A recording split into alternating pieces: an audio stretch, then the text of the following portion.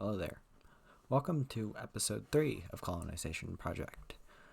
And we start this episode off on the launch pad where we are launching the first rescue mission of this series. No, I didn't strand a Kerbal in orbit yet. Not yet, at least. But we have a contract to pick up a stranded Kerbal left in orbit. And that's what this mission is. So I think it's our first launch with 2.5 meter parts and uses a cluster of, I think, and they're engines from Restock Plus. I don't remember the name of them, but uses, I think, 9 of those. And then for the upper stage, it uses a Terrier. We'll be launching quite a bit of these rockets, both in this episode and in future episodes, just so we can get the amount of crew we have up. So if we lose a Kerbal, we will still have like another scientist or engineer that we can send up on a mission.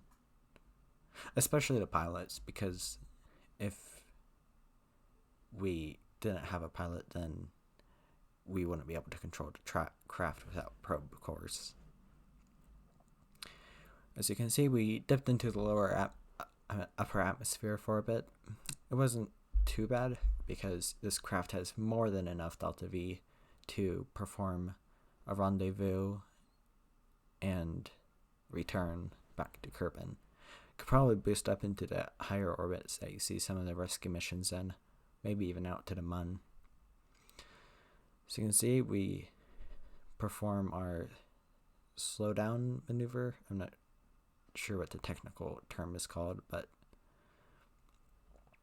we kill a relative velocity relative to the target, and we can get I forget the name of this Kerbal. We can get the rescued Kerbal into the two Kerbaled?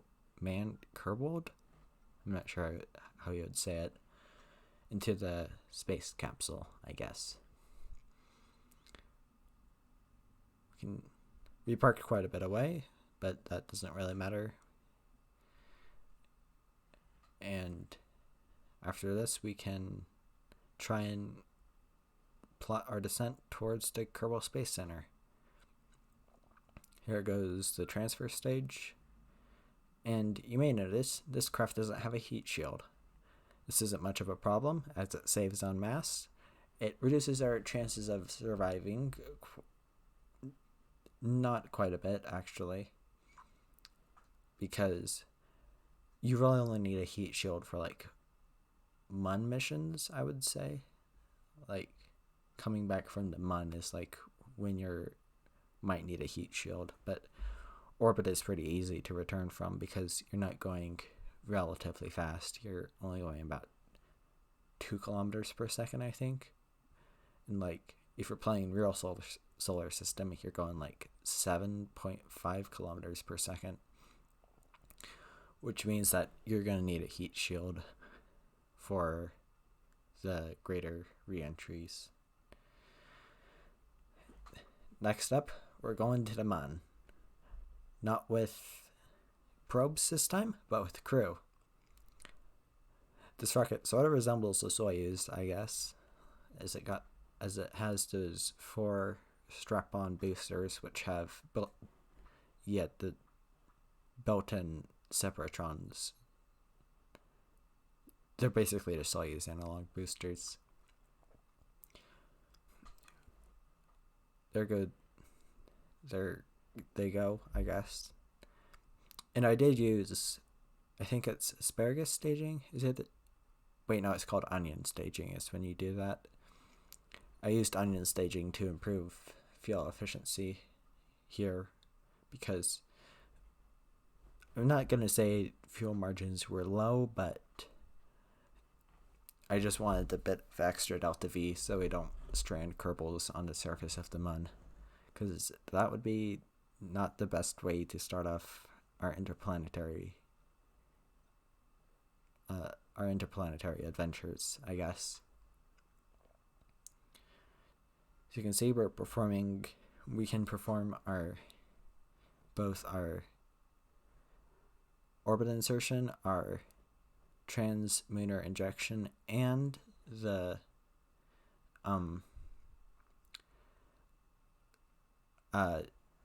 deorbit burn from the MUN with the second stage only. It uses a quite efficient engine and has a bit of fuel. So you can see I just reloaded a quick save there because there's this lighting glitch where it didn't actually seem like the sun existed. I'm not sure what causes this, but I found that quick saving and reloading helps fix the issue. With the translunar injection complete, we can plot our capture burn at the MUN, collect some science from space high above Kerbin, and head off anytime now. Yeah. Once you're at the MUN, we can collect some more science, mainly from the Mystery Goo and Material Bay units. Doesn't really give us much science, but it's good to have those maxed out, in my opinion, even though they don't give much science. We can perform our capture burn at the MUN. Time warp a bit too far ahead. It's not much of a problem though. And then perform more science, I guess.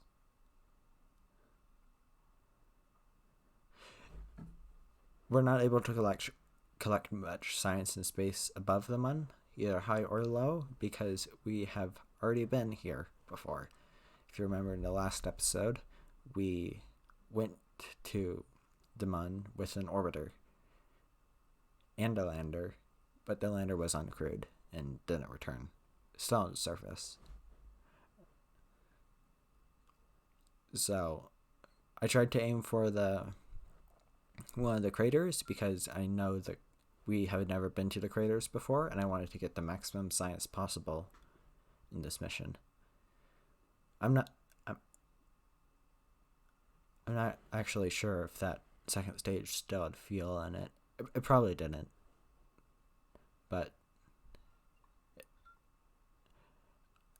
even if it did, I didn't want to land with it because the lander is the one that has the landing legs. And there we have it, the first touchdown on another crewed touchdown on another planet in this series. We can collect a lot of science from the MUN, plant a flag, and get more science. This mission is primarily for the science points, not really for the funding, because I think we have quite a bit of it at this point. But science is the main thing we're going for, because I'm not sure if I discussed this in another episode, but we're playing on 50% science gain. That means that half of the science rewards, like if you got 500 science, or if you got 120 science from report before, then you're only going to get 60 science now. That makes it a lot harder to progress through the tech tree, but it also means we're not unlocking warp drives before we go to Eve, or I'm actually not sure. So you can see I planted a bit. I kept on hitting the plant flag button instead of the pick up mudstone thing. I'm not sure if we had a contract to pick up one of those. I think we did. I'm not sure. But after that's done, we can get Bob Kerman back into the capsule and prepare to take off again.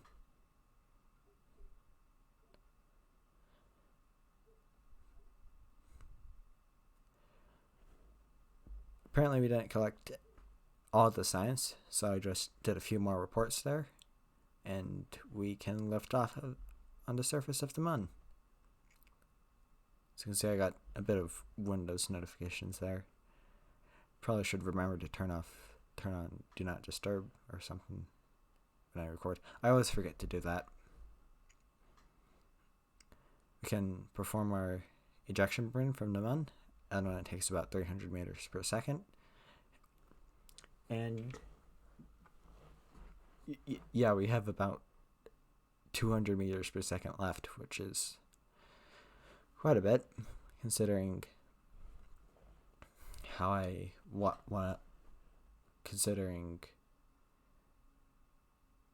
I'm actually not sure what I was planning to say there.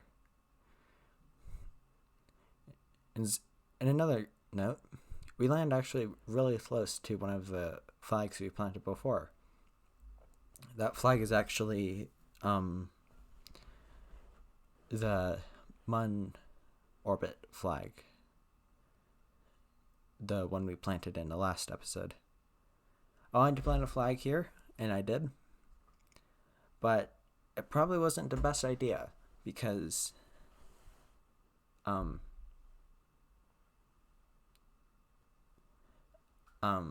what was I going to say? Because the capsule kept on rolling around and I couldn't get back in. So I cut out all of it. I cut out most of it, if not all of it, because that was quite boring. Next launch is another rescue mission. We've already seen this, so we'll quickly skip through it. I'm going to play the footage in 8 times speed here because I think it's still nice to see the launch, but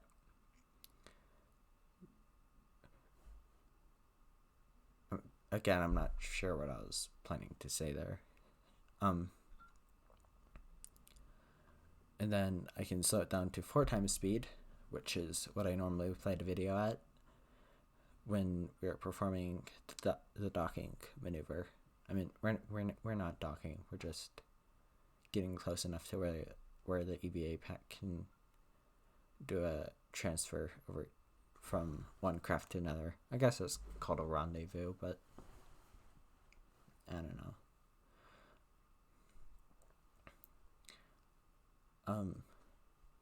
You may also notice that we changed the texture of the capsule a bit.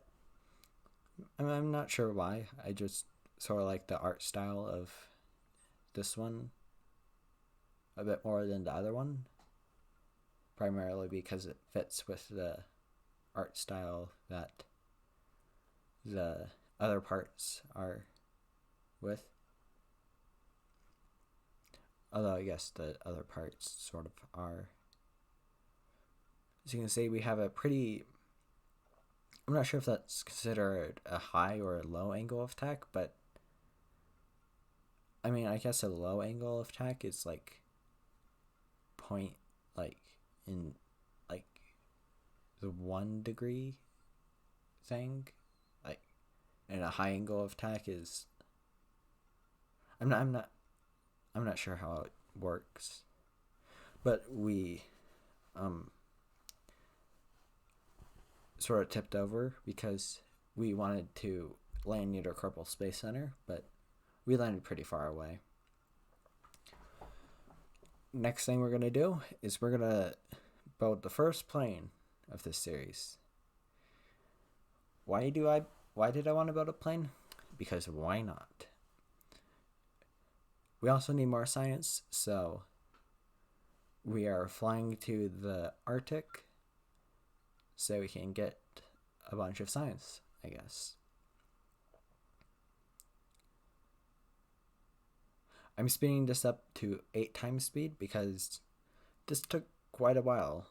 I mean, I guess it's not really 8 times real time because I have it on 4 times physical time warp. So I'm not actually sure. As you can see, I turned off infinite fuel there because I accidentally left it on when I was testing something. It doesn't really matter though because we can always recover the vehicle wherever we want to.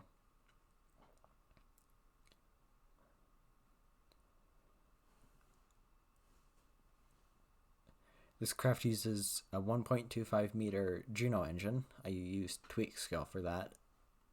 And I think is somewhat hitting the 30 part limit.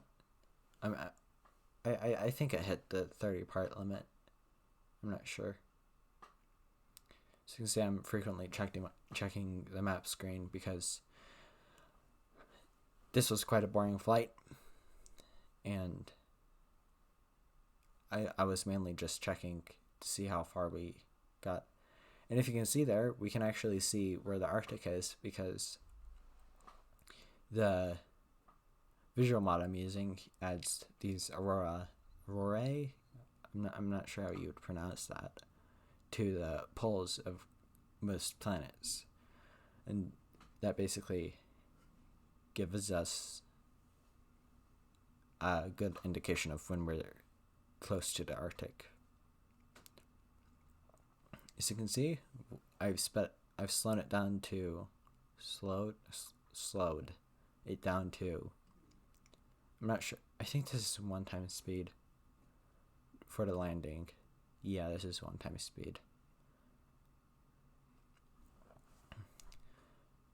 So you can see the ice shelf is pretty close to the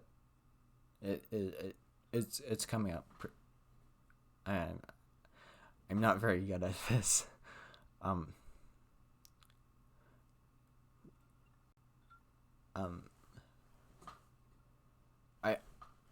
I was using MacJeb's aircraft autopilot. Actually, no, I wasn't using this. I was just using it for the flight. And any second now, we should be touching down. So you can see this craft has a really low stall speed. We actually get a Windows notification at probably the worst time. And there we go. Unfortunately, as you may notice from the X science thing, we're not actually in the Arctic. We are, quote unquote, landed at Kerbin's water. I don't know how this makes sense, but it's probably just how the biomes worked out and how we're so close to the ocean. We can plant a flag, like we always do, because we want to plant a flag wherever we go. I'm not sure why, but I guess we're doing it. We can collect some science from the mystery goo, barometer, thermometer, crew reports, EVA reports, and surface samples, and then get back into the craft. As you can see, I don't think we've unlocked ladders yet, so we had a hard time getting back into the craft. I was trying to figure out where the Arctic base was, because this is when I installed Kerbin-Side Remastered just for like some extra airports and launch sites, I guess. And the the Arctic station appears to be missing. I noticed that we went into the actual North Pole this time, so we break off one of our wings, and collect more science. The wing breaking off wasn't that bad. We can just allow Bellkerman to disassemble the other one to keep it in balance, and we're ready to fly again. Now, I wasn't going to collect any more science during this, but I just want to get them out of the Arctic, because I don't want them to freeze. Kerbals don't actually freeze, and we can always use the recover craft option. But I just wanted to like be a little realistic and bring them back to like some better land where it's not like negative in the negatives, in the negatives in terms of degrees. I mean, I guess the suits have heating, but you know, I was also trying to make it to the one of the airports that was added by Kerbin, but we didn't have enough fuel, so we just make an emergency landing in the I don't know where this is. It's pretty far from anywhere. We break off another one of our wings and get to the next launch. This launch will be both a relay satellite and a satellite, because we have ScanSat installed. So we have contracts to scan the surface of other celestial bodies, I guess. And that's what we're doing right now. We're completing this contract. It's a pretty small rocket. It only uses 1.25 meter parts, because the satellite is actually pretty small, because, well, the antenna that's actually going to scan the surface is rather small. Also, we haven't unlocked probe cores greater than 0.625 meters yet. I wanted to do orbit this stage because I don't want to leave any space junk in orbit. I say that now even after I've left probably, I don't know how much debris is in orbit right now, but it's probably a lot. But, you know, want to keep the space junk down. And another cool thing to note, we positioned the satellite in an orbit where it will face the sun for a while. Next up, we have another rescue mission. You've seen this 3 times already, so I'm not entirely sure if I skipped through this. Yep, I did. I didn't speed it up because you've seen this launch 2 times before, and it would probably get really repetitive. Strange thing that happened here. Apparently, every time we switched to the EVA thing, the engine started to fire on the spacecraft. We can just deactivate the engine, and that solves the problem pretty well, because the engine can't fire, I guess. You get him back into the craft, and sorry if you heard a bird outside my window. Yeah, it's a pretty standard re-entry profile, and basically you've seen this all before. I didn't cut this out because it's the landing, I guess.